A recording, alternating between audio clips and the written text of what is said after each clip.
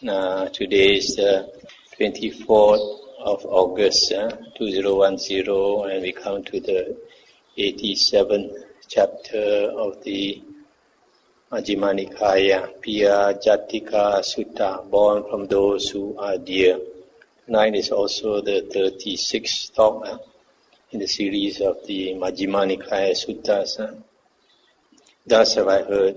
On one occasion, the Blessed One was living at Savatthi in Jeta's Grove, Anathapindika's park.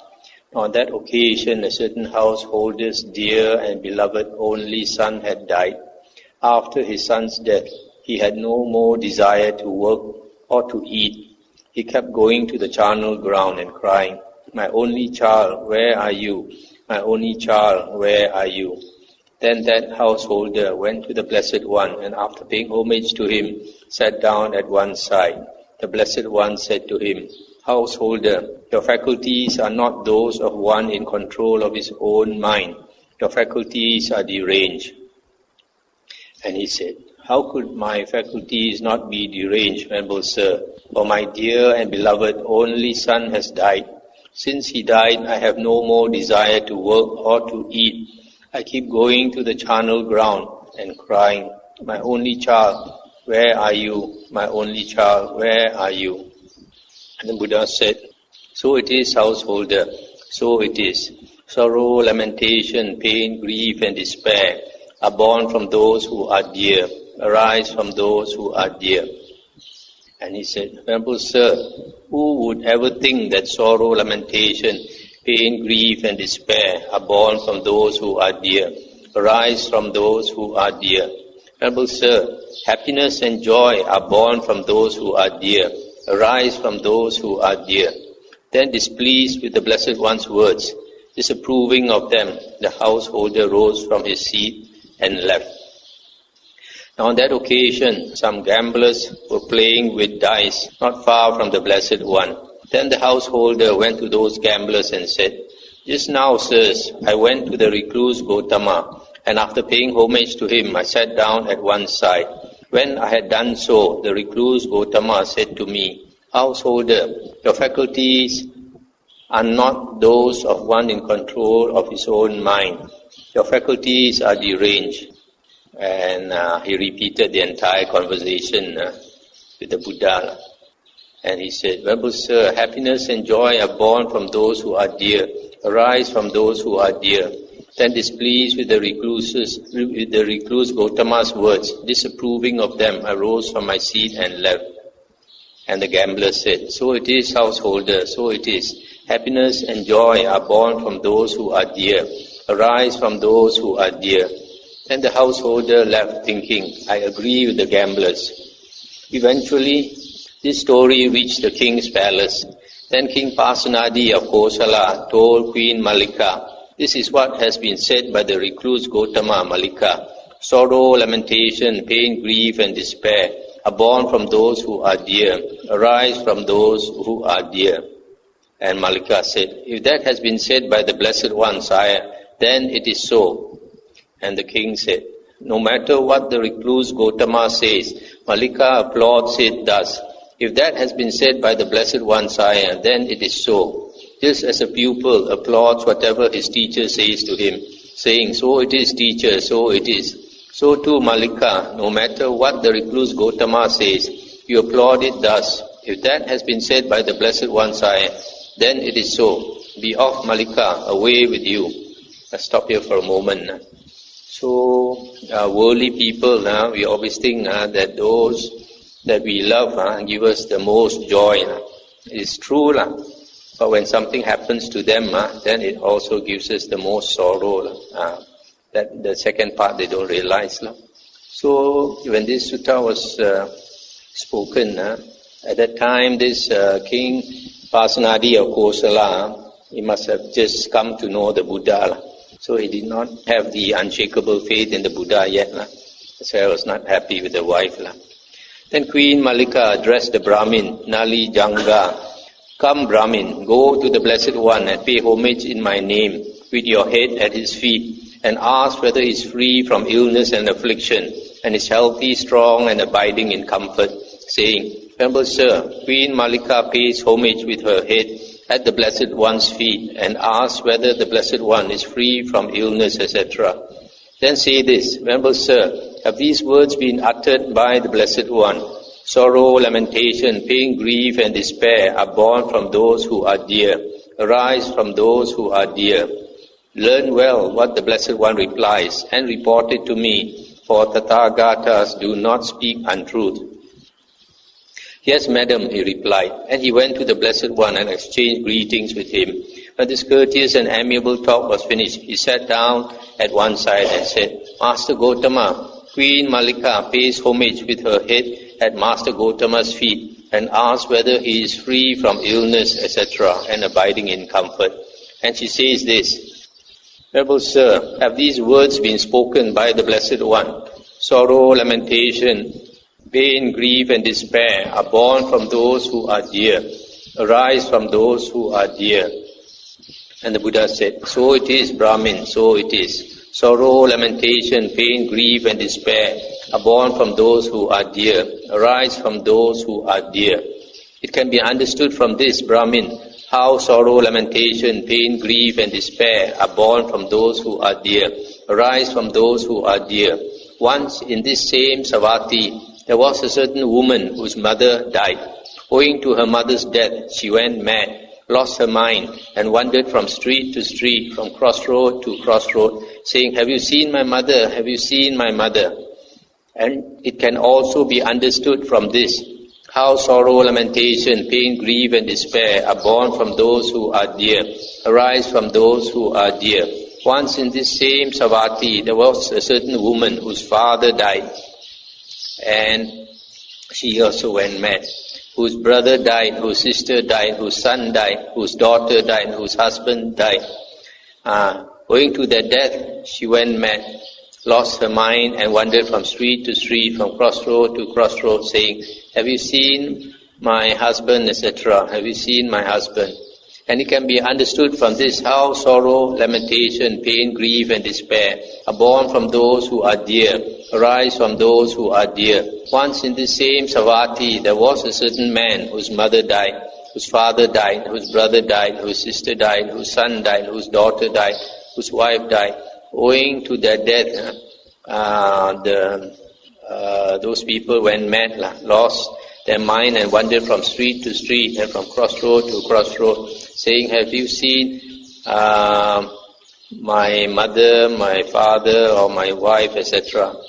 And it can be understood from this, how sorrow, lamentation, pain, grief and despair are born from those who are dear, arise from those who are dear. Once in the same Savatthi, there was a certain woman who went to live with her relative's family. Her relatives wanted to divorce her from her husband and give her to another, whom she did not want. Then the woman said to her husband, Lord, these relatives of mine want to divorce me from you and give me to another whom I do not want. Then the man cut the woman in two and committed suicide, thinking, we shall be together in the afterlife. It can also be understood from this, how sorrow, lamentation, pain, grief and despair are born from those who are dear, arise from those who are dear. Then delighting and rejoicing in the Blessed One's words, the Brahmin Nalijanga rose from his seat, went to Queen Malika and reported to her his entire conversation with the Blessed One. Then Queen Malika went to King Pasnadi of Kosala and asked him, what do you think, sire? Is Princess Vajiri dear to you? Yes, Malika, Princess Vajiri is dear to me. What do you think, sire? If change and alteration took place in Princess Vajiri, would sorrow, lamentation, pain, grief and despair arise in you? Change and alteration in Princess Vajiri would mean an alteration in my life. How could sorrow, lamentation, pain, grief and despair not arise in me? And Queen Malika said, it was with reference to this, sire, that the Blessed One who knows and sees, Arahan Samasambuddha, said, sorrow, lamentation, pain, grief and despair are born from those who are dear, arise from those who are dear. What do you think, sire? Is the noble Queen Vasabha dear to you? And he replied similarly, is General Vidudaba dear to you? Am I dear to you? Are Kasi and Kosala dear to you? Yes, Malika, Kasi and Kosala are dear to me. We owe it to Kasi and Kosala that we use Kasi sandalwood and wear garlands, scents and unguents. What do you think, Sire? If change and alteration took place in Kasi and Kosala, would sorrow, lamentation, pain, grief and despair arise in you? Change and alteration in Kasi and Kosala would mean an alteration in my life. How could sorrow, lamentation, pain, grief and despair not arise in me? It was with reference to this, Sire, that the Blessed One who knows and sees, Arahant Sammasambuddha, said, sorrow, lamentation, pain, grief and despair are born from those who are dear, arise from those who are dear. And the king said, it is wonderful, Malika, it is marvelous how far the Blessed One penetrates with wisdom and sees with wisdom. Come, Malika, give me the ablution water. Then King Pasenadi of Kosala rose from his seat and arranging his upper robe on one shoulder, he extended his hands in reverential salutation towards the Blessed One and uttered this exclamation 3 times.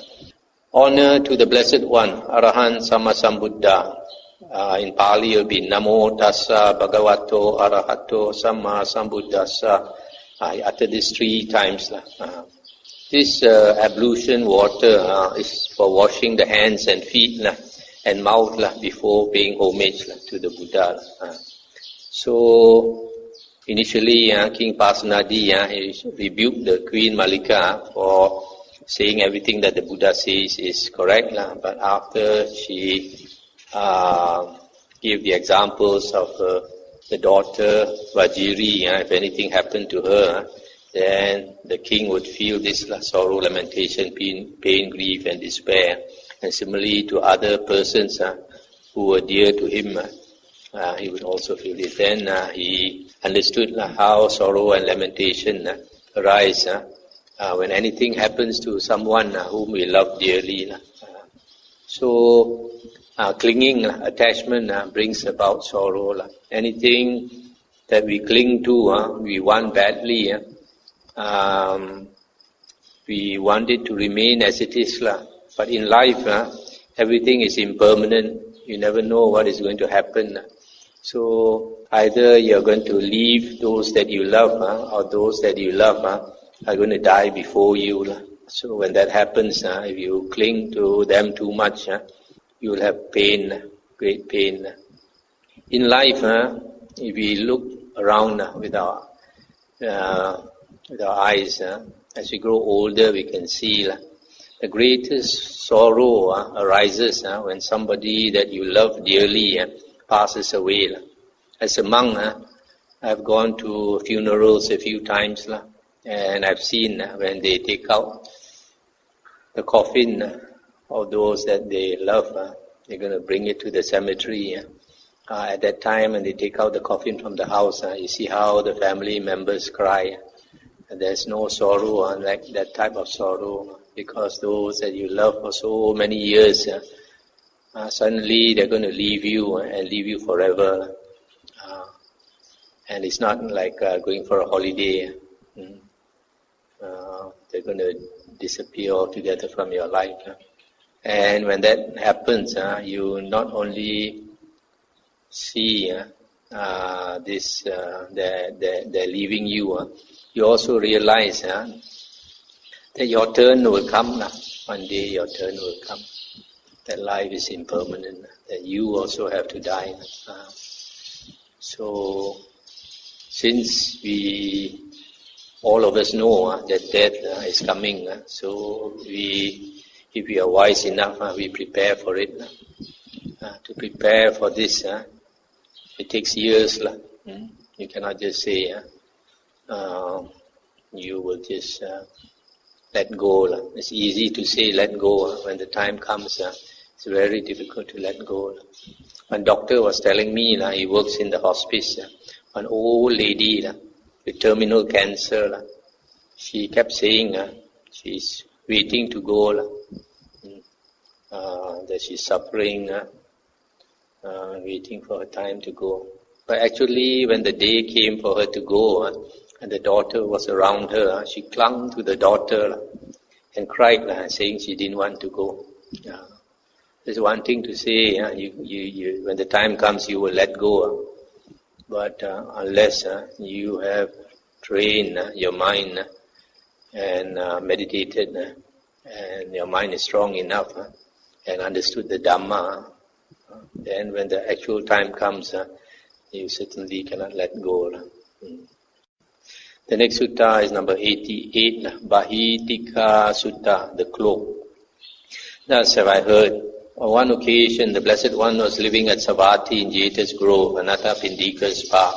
Then, when it was morning, Venerable Ananda dressed and taking his bowl and outer robe, went into Savatthi for alms. When he had wandered for alms in Savatthi and had returned from his alms round, after his meal he went to the eastern park, to the palace of Migara's mother for the day's abiding. Now on that occasion, King Pasanadi of Kosala had mounted the elephant Eka Pundarika and was riding out of Savatthi at midday. He saw the Venerable Ananda coming in the distance and asked the minister Sirivada, "That is the Venerable Ananda, is it not?" "Yes, sire, that is the Venerable Ananda." Then King Pasanadi of Kosala told a man, "Come, good man, go to the Venerable Ananda and pay homage in my name with your feet at his feet, saying, 'Venerable Sir, King Pasanadi of Kosala pays homage with his head at the Venerable Ananda's feet.' Then say this, 'Venerable Sir, if the Venerable Ananda has no urgent business, perhaps the Venerable Ananda would wait a moment out of compassion.' 'Yes, sire,' the man replied, and he went to the Venerable Ananda, and after paying homage to him, he stood at one side and said to the Venerable Ananda, 'Venerable Sir, King Pasanadi of Kosala pays homage with his head at the Venerable Ananda's feet, and he says this, Venerable Sir, if the Venerable Ananda has no urgent business, perhaps the Venerable Ananda would wait a moment out of compassion.' The Venerable Ananda consented in silence. Then King Pasanadi went by elephant as far as the elephant could go, and then he dismounted and went to the Venerable Ananda on foot. After paying homage to him, he stood at one side and said to the Venerable Ananda, 'If, Venerable Sir, the Venerable Ananda has no urgent business, it would be good if he would go to the bank of the river Achiravati out of compassion.' The Venerable Ananda consented in silence. He went to the bank of the river Achiravati and sat down at the root of a tree on a seat made ready. Then King Pasanadi went by elephant as far as the elephant could go, and then he dismounted and went to the Venerable Ananda on foot. After paying homage to him, he stood at one side and said to the Venerable Ananda, 'Here, Venerable Sir, is an elephant rock. Let the Venerable Ananda be seated on it.' 'There is no need, great king. Sit down. I am sitting on my own mat.' Stop here for a moment. So you see, monks, the Buddha's disciples, they are contented. They have a sitting mat already. They think there's no need for a luxurious mat from the king. King Pasanadi of Kosala sat down on a seat made ready and said, 'Venerable Ananda, would the Blessed One behave with the body in such a way that he could be censured by wise recluses and Brahmins?' 'No, great king, the Blessed One would not behave with the body in such a way that he could be censured by wise recluses and Brahmins.' 'Would the Blessed One, Venerable Ananda, behave with speech and behave with mind in such a way that he could be censured by wise recluses and Brahmins?' 'No, great king, the Blessed One would not behave with speech or behave with the mind in such a way that he could be censured by wise recluses and Brahmins.' And the king said, 'It is wonderful, Venerable Sir, it is marvelous, for what we were unable to accomplish with the question has been accomplished by the Venerable Ananda with the answer to the question. We do not recognize anything of value in the praise and blame of others spoken by foolish, ignorant persons who speak without having investigated and evaluated. But we recognize as valuable the praise and blame of others spoken by wise, intelligent and sagacious persons who speak after having investigated and evaluated.' stop here for a moment. You can see from here that at the time of this sutta, King Pasenadi had known the Buddha not very long. So he did not yet have the strong faith in the Buddha. So he was asking the Buddha's disciple Ananda whether the Buddha could do anything wrong to body, speech and mind, and whether Ananda said no. According to the commentary, this sutta, at the time of this sutta, these external ascetics, they were jealous of the Buddha and the Buddha's disciples, so they wanted to harm the Buddha's reputation. So they convinced a female wanderer, Sundari, to every night go to the Jetavana monastery, and then at dawn the next morning to leave the monastery and let people see that she was leaving the monastery, so that people would suspect that she is having some affair with the Buddha or something. And after people had seen this several times, then these external ascetics, they murdered her and buried her near the Jetavana monastery. So when her body was discovered, the Buddha and the monks were under suspicion that they had an affair with her and killed her, maybe because she was pregnant or what. So that's why the king asked this question, whether the Buddha would do anything wrong. And then the king said, "Now, Venerable Ananda, what kind of bodily behavior is censured by wise recluses and Brahmins?" "Any bodily behavior that is unwholesome, great king." "Now, Venerable Ananda, what kind of bodily behavior is unwholesome?" Any bodily behavior that is blameworthy, great king." "Now, Venerable Ananda, what kind of bodily behavior is blameworthy?" "Any bodily behavior that brings affliction, great king." "Now, Venerable Ananda, what kind of bodily behavior brings affliction?" "Any bodily behavior that has painful results, great king." "Now, Venerable Ananda, what kind of bodily behavior has painful results?" "Any bodily behavior, great king, that leads to one's own affliction, or to the affliction of others, or to the affliction of both, and on account of which unwholesome states increase and wholesome states diminish. Such bodily behavior is censured by wise recluses and Brahmins, great king." "Now, Venerable Ananda, what kind of verbal behavior is censured by wise recluses and Brahmins?" "Any verbal behavior that is unwholesome." Similarly, he asked what type of verbal behavior is unwholesome. And Venerable Ananda said, that which is blameworthy. And that blameworthy behavior is that which brings affliction, and affliction to the self or to others or to both. And similarly for mental behavior that is unwholesome. So these three karmas, bodily behavior, verbal behavior and mental behavior that is unwholesome, are those types of behavior that leads to the affliction of others or to affliction of oneself, or both. Now, Venerable Ananda, does the Blessed One praise only the abandoning of all unwholesome states? The Tathagata, great king, has abandoned all unwholesome states and he possesses wholesome states. Now, Venerable Ananda, what kind of bodily behavior is uncensured by wise recluses and Brahmins? Any bodily behavior that is wholesome, great king. Now, Venerable Ananda, what kind of bodily behavior is wholesome? Any bodily behavior that is blameless, great king. Now, Venerable Ananda, what kind of bodily behavior is blameless? Any bodily behavior that does not bring affliction, great king. Now, Venerable Ananda, what kind of bodily behavior does not bring affliction? Any bodily behavior that has pleasant results, great king. Now, Venerable Ananda, what kind of bodily behavior has pleasant results? Any bodily behavior, great king, that does not lead to one's affliction or to the affliction of others or to the affliction of both, and on account of which unwholesome states diminish and wholesome states increase. Such bodily behavior, great king, is uncensured by wise recluses and Brahmins.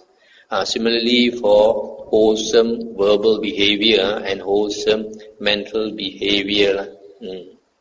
So, wholesome body behavior, wholesome verbal behavior and wholesome mental behavior does not lead to the affliction of oneself or others or both. And unwholesome states diminish and wholesome states increase. Unwholesome states are those states of mind that give you suffering, restlessness, anger, greed,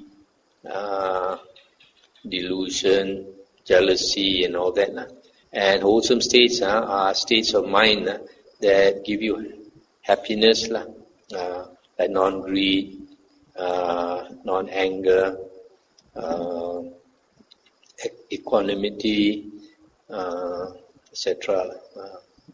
Now, Venerable Ananda, what kind, Now, Venerable Ananda, does the Blessed One praise only the undertaking of all wholesome states? The Tathagata, great king, has abandoned all unwholesome states and possesses wholesome states. And the king said, "It is wonderful, Venerable Sir, it is marvelous how well that has been expressed by the Venerable Ananda, and we are satisfied and pleased by what has been so well expressed by him.